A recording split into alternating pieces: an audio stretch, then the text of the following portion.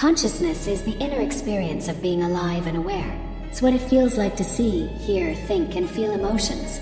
This personal experience is the heart of consciousness. It's not just an illusion or a side effect of brain activity. It's a real and important part of who we are. Searle, a famous thinker, says we can't fully explain consciousness by just talking about what happens in the brain. While brain processes are important for consciousness to happen, they don't capture what it actually feels like to be conscious.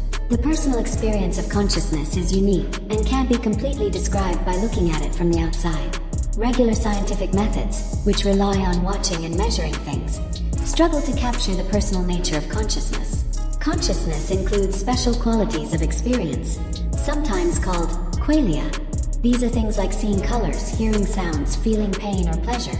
Only the person experiencing these things knows exactly what they're like. For example, only you know exactly how it feels when you see the color red or have a headache. No one else can fully understand your experience just by watching you. Searle believes that this personal reality is the clearest and most certain part of our existence.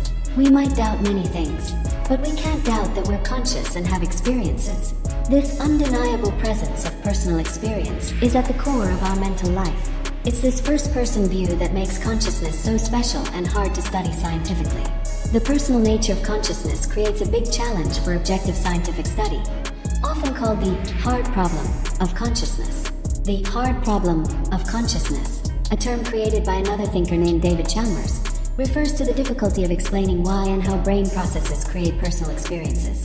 Searle recognizes this challenge but insists that acknowledging the reality of personal experience is crucial for any good theory of consciousness.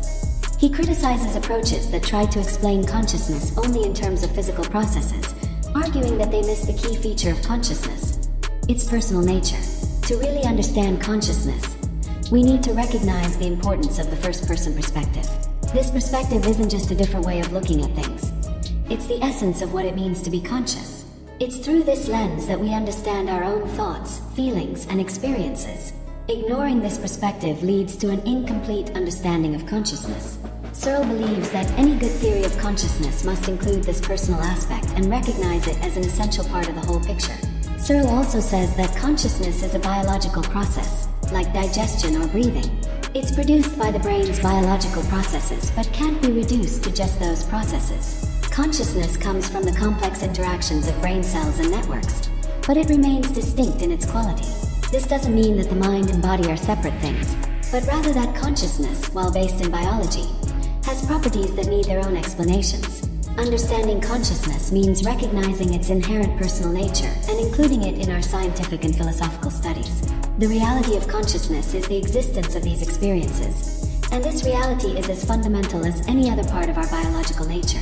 Consciousness is not just about being awake or alert. It's about the rich inner world we all experience.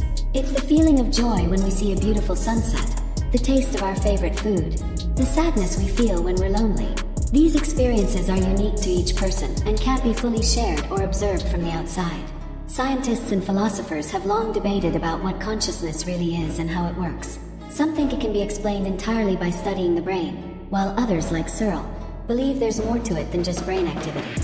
This debate continues today, with new research and theories constantly emerging. One interesting aspect of consciousness is how it can change. Our conscious experience can be altered by things like meditation, drugs, or even just closing our eyes and imagining something. This flexibility of consciousness raises questions about its nature and how it relates to the physical world.